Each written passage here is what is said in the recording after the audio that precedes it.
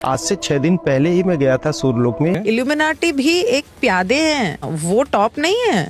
इसका मतलब ये है कि जो फ्यूचर है वो ऑलरेडी हो चुका है और इसका मैं लाइव प्रूफ दे दूंगा। मैं 6000 साल पहले जब वो आए थे तब उन्होंने पिरामिड्स बनाए थे इजिप्ट के। बर्मुडा ट्रायंगल का साइंस आज तक क्यों नहीं ढूंढ पाई? बर्मुडा ट्रायंगल में है क्या? हमने एक बहुत बूढ़े यटी से बात की। तो जैसे आपने देवलोक में आपने देवी देवता देखे हैं, बात की आपने कभी उनसे? बिल्कुल बात भी करता हूँ, मैं खाना भी खाया उनकी और रुकता भी हूँ। अगर तो इन्होंने भगवा न पहना होता और मुझे पिटने का डर न होता।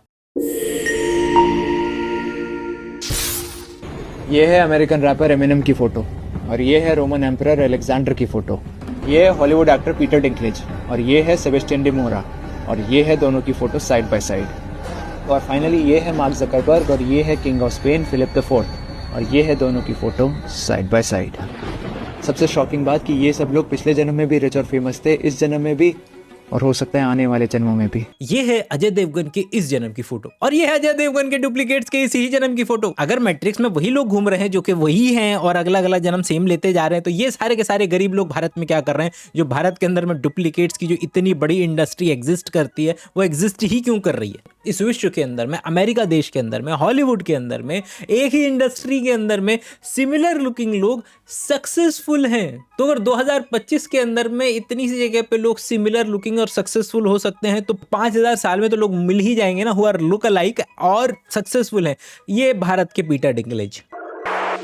अगर मैं आपसे कहूँ, मत कहो, मुझे बिल्कुल नहीं लग रहा है कि तुम कुछ अच्छा कहने वाले हो, तुम बिल्कुल मत कहो। ह्यूमन के डीएनए को जेनेटिकली मैनिपुलेट किया गया है ताकि वो 100 साल से अधिक जी ना सके, तो आपको सुन के कैसा लगेगा? हमें लगेगा कि तुम्हारे स्कूल की फीस बर्बाद हो गई, स्कूल का कुछ खास फायदा हुआ नहीं। जी हाँ दोस्तों, सारे आर्कियोलॉजिकल एविडेंस हमें यही बयान करते हैं कि लिटरली ह्यूमन के एज पे कुछ तो मैनिपुलेशन हुआ है करीबन 2 लाख साल पहले। इतना बढ़िया अगर भारत के अंदर में लोग कॉन्स्पिरेसी थ्योरी लिख रहे हैं, तो ये लोग साइंस फिक्शन क्यों नहीं लिखते? मतलब कि उसको कॉन्स्पिरेसी थ्योरी को साइंस फिक्शन बना करके बेच दो, कम से कम कुछ पैसा आएगा, बढ़िया किताबें सुनने को, पढ़ने को मिलेंगी लोगों को कि एलियंस आए हैं और पकड़ करके सारे इंसानों के सारे ट्रिलियंस ऑफ सेल्स के अंदर में बैठ करके उम्र लिख रहे हैं, टैटू कर रहे हैं कि ये 100 साल से ज्यादा नहीं जिएगा। जैसे हमारे भगवान श्री राम है, उनके बारे में लिखा गया है कि वो 10,000 साल तक रूल किए। ना एनसीईआरटी पढ़ी गई, ना खुद के ग्रंथ ही पढ़े गए। अंबानी जी ने वो दिला दिया इंटरनेट और बोया का माइक, डेडली कॉम्बिनेशन। बाकी एज को लेकर के ना, वेंकी रामाकृष्णन की किताब जो हमने डिस्कस की हुई है, उन्हीं का एक आइडिया है, वो ये कि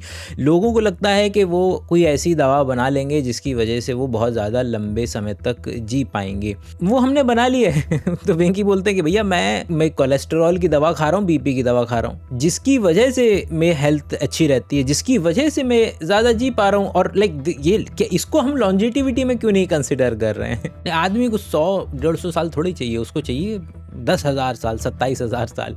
लेकिन वेंकी की किताब इस तरफ इशारा करती है as a hypothesis, conspiracy theory की तरह नहीं, कि शायद हम 150 साल तकरीबन हमारी अपर एज लिमिट हो सकती है।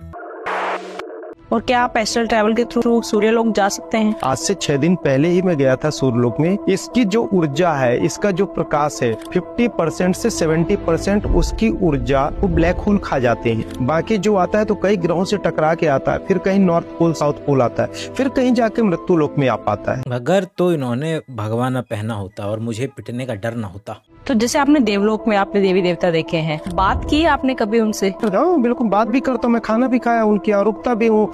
सूर्य लोग तो ऐसे जा रहे हैं जैसे मामा के घर जा रहे हैं। मामा के घर से बाहर निकले, भाई साहब शंकर भगवान का घर कहाँ पड़ेगा? वो पीछे तीसरी गली में पहले नुक्कड़ से तीसरा लेफ्ट ले लेना, आप वहीं पड़ जाएगा शंकर भगवान का घर। कभी मैं जैसे राम लोक जाता हूँ तो जरूर नहीं कि राम भगवान डेली आसन में बैठे मिले, कभी मिल भी गए, कभी नहीं मिले, कभी ब्रह्म लोक में मिल गए। वो मीम याद है तुम्हें? मैं अभी गाली नहीं दे सकता हूँ, राम जी मिल रहे, मिले नहीं मिले, नहीं तो ब्रह्म लोक में मिल लेंगे उनसे। आइए कुछ फंडामेंटल आइडियाज डिस्कस करते हैं। हम लोग पहले भी जिक्र कर चुके हैं कि एक पैटर्न सीकिंग बिहेवियर होता है इंसान का, उसी आइडिया को आज मैं एक्सट्रापोलेट करता हूँ। अगर एक ऐसा व्यक्ति एग्जिस्ट कर सकता है, ऑटिज्म जैसे बच्चे, जो कि पैटर्न नहीं देख पाते हैं। पैटर्न केवल और केवल ये नहीं है कि जंगल में झाड़ियों के बीच शेर दिखा तो आपने वो पैटर्न रिकॉग्नाइज किया कि नहीं किया। पैटर्न रिकॉग्निशन सोसाइटी के अंदर में भी एग्जिस्ट करता है कि आप कुछ रहे हैं सरकाज़म में, लेकिन आपने वो पैटर्न डिड्यूस कर लिया और आपको पता चल गया कि ये व्यक्ति जो कह रहा है वो कह नहीं रहा है। मम्मी बोलती है कि हाँ बात करके देख तू उस लड़के से। तो ये जो पैटर्न रिकॉग्नाइज किया आपने, तो एक ऑटिज्म वाला बच्चा डायरेक्ट सोचेगा कि अच्छा ये मम्मी कह रही है कि बात करके देख उससे। लेकिन अगर आप हैं कंपैरेटिवली नॉर्मल तो आप समझ जाएंगे ओ कुछ तो गड़बड़ घोटाला है इधर। तो अगर इस तरीके के लोग एग्जिस्ट कर सकते हैं जो कि पैटर्न ठीक से डिड्यूस नहीं कर पाते हैं, तो उसके दूसरे छोर पर कुछ ऐसे लोग भी होंगे जो कुछ ज़्यादा ही पैटर्न रिकॉग्नाइज करते चले जाते हैं। स्टडी हुई कि जब भी हम पैटर्न रिकॉग्नाइज करते हैं तो ब्रेन हमें रिवॉर्ड करता है कि अरे गुड, क्योंकि वो हेल्प कर रहा है हमें जिंदा बचे रहने में। तो हमने इसका उल्टा भी देखा, जब भी लोगों को हमने डोपामिन ज़्यादा दिया, उन्होंने पैटर्न जबरदस्ती देखना भी शुरू कर दिया। तो अगर ऐसे लोग एग्जिस्ट करते हैं जो कि कम पैटर्न देख पाते होंगे, तो ऐसे लोग भी तो एग्जिस्ट करेंगे जो हर जगह फालतू में पैटर्न देखते रहते होंगे। ये भी एक तरीका है कॉन्स्पिरेसी थ्योरिस्ट वाले लोगों को समझने का कि भाई ट्रेनिंग नहीं हुई ना क्रिटिकल थिंकिंग की, वो भी एक मसल है ब्रेन का पार्ट है जिसको आप इस्तेमाल नहीं करेंगे तो आप क्रिटिकल थिंकर क्यों बनेंगे। हमारी डिफ़ॉल्ट पोजीशन नहीं है, they are at their default position, जिसकी वजह से वो कुछ ज़्यादा ही पैटर्न भी सीख करते हैं। ओके, इल्यूमिनाटी भी एक प्यादे हैं, वो टॉप नहीं है। उनके ऊपर भी कोई हैं। ये चेन बहुत लंबी है। तो इल्यूमिनाटी से ऊपर कौन है? कुछ ईटीज हैं। सो एक है रा, वो सूरज पे रहते हैं और वो प्यार देते हैं और हमें प्यार का रास्ता सिखाते हैं। ओके। मैं जब छोटा था बचपन में, सब लोगों के यहाँ होगा, शक्तिमान आता था, तो बच्चों ने ना कूद कूद की जान देना शुरू कर दिया था कि शक्तिमान बचाएगा। और फिर ना उनकी माँ बहुत डर गई, जितनी भी माएँ थीं, और फिर वो माएँ जो हैं मंदिर जाती थीं और बोलती थीं कि हमारा मतलब कि हम हाथ जोड़ करके विनती कर रहे हैं कि हमारे बच्चों को बचा लो। क्या अंतर इन दोनों के अंदर में? बस ये कि जब वही काम गली गली नुक्कड़ नुक्कड़ पे ज़्यादातर लोग करते चले जाएंगे तो वो कल्चर बन जाता है। तुम्हारे घर के अंदर में कोई बच्चा ये पर्टिकुलर बातें बोले कि वो हमको मतलब ऐसे ऐसे बीइंग्स होते हैं, स्पाइडरमैन और ये होते हैं, रा होते हैं, फलाना होते हैं, तुम इसको देख करके ज़्यादा हंस सकते हो क्योंकि तुम्हारा नहीं है ना धर्म का। इस पे ये जो फीमेल बात बोल रही है ना, इसके ऊपर सब लोग हंस सकते हैं और बोलेंगे सूरज पे लोग रहते हैं, अच्छा ऐसे लोग होते हैं जो हमें प्यार सिखाते हैं। अच्छा, लेकिन हम लोग ज़रा अपने गिरेबान में एक बार झांक करके देखें कि जो हम एक्चुअल में मानते हैं, जिस पे लोग तलवारें खींच देते हैं, जिस पे लोग एक्चुअल में मार देते हैं, वो सारे के सारे कुछ और नहीं है, इससे अलग नहीं है वो चीज़ें। उस बच्चे को भी लगता था शक्तिमान बचा लेगा, उस माँ को भी लगता है वो पर्टिकुलर भगवान बचा लेगा। इस व्यक्ति के ऊपर भी हंस जाओगे तुम, जो कि तुम्हारे धर्म की बात नहीं कर रहा ना, ये किसी और गॉड की बात कर रहा है, रा की बात कर रहा है, इजिप्शियन गॉड्स की बात कर रहा है। एब्सर्ड लग रहा होगा कॉन्स्पिरेसी थ्योरी लग रही होगी। अभी बस मौका मिला हल्का सा, उसकी नज़रों से अब अपनी वाली जो चीज़ें हैं उनको ज़रा सोच करके देखना एक बार। सीखा किसी भी चीज़ से जा सकता है, ये याद रखिएगा। वो कुछ भी हो सकता है कि वो तो हम तो हमारे यहाँ तो सिखाने के लिए ओके, लेकिन हम अपने घरों में देख लें। पिताजी कमरे में आते हैं, उनको दिखते हैं पोस्टर के भैया ब्रिटनी स्पीयर्स और फलाना ठिकाना बड़े बड़े पॉप स्टार के, रॉक स्टार्स के पोस्टर लगा रखे हैं। पिताजी आकर के फाड़ के फेंक देते हैं, बोलते तुम्हारे पे बुरा असर पड़ रहा है, ये क्या घटिया चीज़ों के अंदर में पड़ गए तुम लोग। लेकिन वहीं पिताजी के जो गुरुजी हैं, उनकी जो फ़ोटो उन्होंने घर में हर जगह, हर किसी के पर्स में डलवा रखी हैं, हर किसी कमरे में लगवा रखी हैं, नीचे लगवा रखी हैं। उस पर्टिकुलर फ़ोटो के लिए अगर तुमने कुछ बोल दिया तो फिर तुमको फाड़ दिया जाएगा। और ये वही व्यक्ति है जो हर हफ्ते भगवान जी का कैलेंडर खरीद करके लेकर के आता है। तुम अगर एक एक्शन फिगर लेके आओ अपने एनीमे, फेवरेट एनीमे की, तो ये उसको उठा के फेंक देंगे कि उसकी वजह से तुम्हारा पढ़ाई में मन नहीं लग रहा। लेकिन खुद ये जो एक्शन फिगर पीतल की, कांसे की, तांबे की, सोने की, चांदी की बनवा करके लेकर के आते हैं, आप उसके खिलाफ एक चीज़ बोल करके देख लो, तुम्हारे माँ बाप हो करके तुम्हारी गर्दन काट सकते हैं लोग।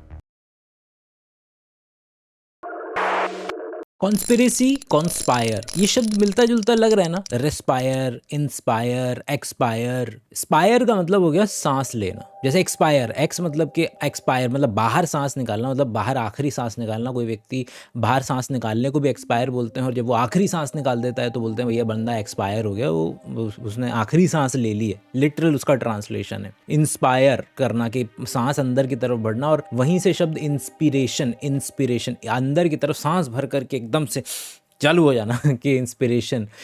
कौन शब्द का मतलब हो गया कि टुगेदर, के कंसेंसस, सब लोगों का एक मत हो जाना, कि कंसेंसस या फिर कंटेम्परेरी के समकालीन, एक साथ वाले लोग जो समकालीन हों। तो कॉन्स्पायर का मतलब ही यह है कि सब लोग बैठ करके एक साथ सांस ले रहे हैं। चलो लिटरल मीनिंग साथ में सांस लेना है, लेकिन फिर कोई अनएविडेंस वाली बात प्लान करना से उसका लिंक कैसे जुड़ रहा है। उसका लिंकिंग आता है कि अगर कई भीड़ लगी हुई है और और कोई लोग आपस में कोई बात एक दूसरे को बताना चाह रहे हैं, भीड़ लगी हुई है, उस भीड़ के अंदर में आप किसी व्यक्ति के कान के पास जाते हैं, आप उसकी सांसों को फील कर सकते हैं और धीरे धीरे आपकी और उसकी सांसें सेम हो जाएंगी। और ये सीक्रेट वाली बात कोई व्यक्ति आपको बता रहा है तो वहाँ से सीक्रेसी से कोई अनएविडेंसेस वाली बात, और धीरे धीरे करते करते आज वो शब्द कॉन्स्पिरेसी शब्द सबको मालूम है कि इसका लगभग क्या मायने होते हैं।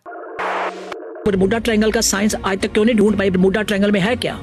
बरमूडा ट्रायंगल का जो 22 किलोमीटर का शाफ्ट है उनका, दूसरे यूनिवर्स वालों का, वो जहां आके समुद्र में काम करते हैं, जो आने वाले टाइम में प्रलय है ना, वहीं से आनी है। लोग ना क्लेम करते रहते हैं चीज़ों को, और हमको लगता है कि यार हम पास्ट में जाकर के कैसे ही पता करेंगे कि वो चीज़ हुई थी कि नहीं हुई थी। मैथ, लोग कहते हैं कि भाई हम आर्यन इन्वेजन है, कि हमारा खून तो प्योर है, हम अलग तरीके के लोग हैं। जेनेटिक एनालिसिस किया, पता लगा कि भैया कुछ नहीं है, सारे के सारे कोई रेस नाम की चिड़िया एग्जिस्ट ही नहीं करती है। बोला कि भाई मून को देख करके लोग हमेशा से ज़्यादा पागल हो जाते थे, ये हो जा तो मून तो ल्यूनर शब्द ही ल्यूनेटिक वहाँ से आ रहा है। बोले कि स्टैटिस्टिकल एनालिसिस करो भाई, देखो ज़रा। और सच में 55,000 लोगों का 2004 में टेस्ट वगैरह किया, पता लगा कोई स्टैटिस्टिकल एनालिसिस से पता लगा कि कोई ऐसी बात नहीं है कि मून वाले दिन ही लोग बोरा रहे हों।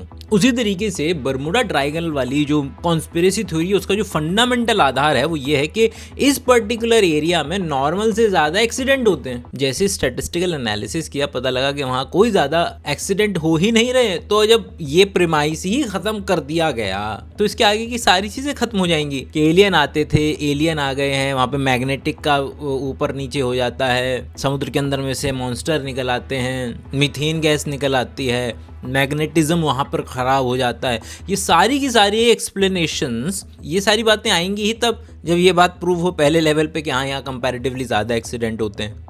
ये बात मैं फिर से दोहरा रहा हूँ कि जब भी आपको किसी एक पर्टिकुलर चीज़ के लिए बहुत सारी डिफरेंट एक्सप्लेनेशंस मिलें तो इसका मतलब है कि उसमें से कोई भी सही नहीं है। इस बात की संभावना बहुत ज़्यादा है, क्योंकि अगर वाकई में मॉन्स्टर आता होता तो एक ही एक्सप्लेनेशन होती है ना कि मॉन्स्टर आता है।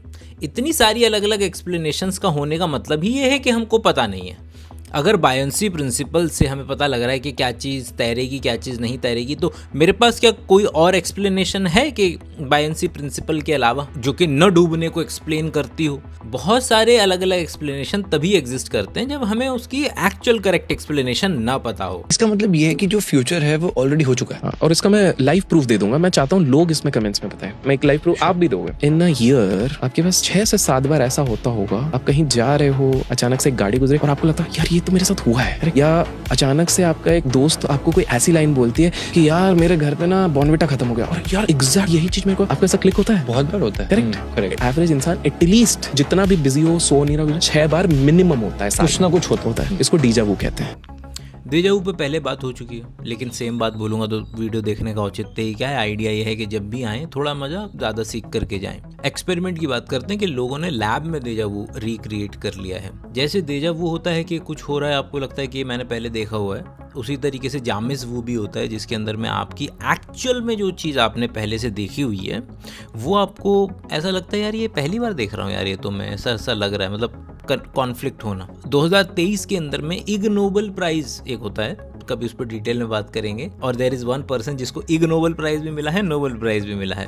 बट इग नोबेल प्राइज में ये पर्टिकुलर आइडिया को इग नोबेल प्राइज मिला 2023 में कि आप डोर शब्द लो, डोर शब्द को लिखो, बार बार लिखते रहो। एक वक्त ऐसा आएगा कि वो जो शब्द है डोर, आपको लगेगा यार ये स्पेलिंग सही भी है इसकी कि नहीं है। इससे मिलती जुलती चीज़ जो मैंने एक्सपीरियंस की है, आपने भी कभी एक्सपीरियंस की होगी, अपने किसी भाई बंधु मम्मी पापा किसी की भी शक्ल को आप देखते रहो। एक वक्त ऐसा आएगा आपको लगेगा यार ये, मतलब आई नो फॉर श्योर कि मेरी मम्मी है, मेरे पापा है, मेरा भाई है, लेकिन यार ये बिल्कुल शक्ल बिल्कुल ऐसा लग रहा है जैसे मैं इसको व्यक्ति को पहली बार देख रहा हूँ, बिल्कुल अलग शक्ल जो है वो नज़र आ रही है। उसी तरीके से लैब के अंदर में डेजा वू को रिक्रिएट करने के लिए उन्होंने वर्चुअल रियलिटी होती है उसका इस्तेमाल किया। इस तरीके का माहौल क्रिएट किया कि सेम आपकी जगह नज़र आए, लेकिन वो देखने में अलग नज़र आएगी, लेकिन उनका जो अरेंजमेंट है वो सेम सा था। जब हम इस दुनिया को समझने की कोशिश करते हैं तो हम कॉन्स्टेंटली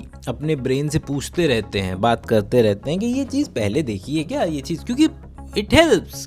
मैं अगर अपने ब्रेन से बार बार नहीं पूछूंगा, कॉन्स्टेंटली जब भी हम किसी चीज़ को देखते हैं तो वो ऐसे नहीं देखते हैं कि पहली बार देख रहे हैं, हम हर चीज़ को ऐसे देखते हैं, रिलेशन में देखते हैं, जो चीज़ हमने पहले से देखी हुई है उससे कंपेयर करते हैं। और ब्रेन यही कर रहा होता है, जब उसको जैसे ही कोई सेम अरेंजमेंट या सेम रेशियो की चीज़ें मिलती हैं तो वो अपनी फाइलें दोबारा से खोलने लगता है, खोजने लगता है।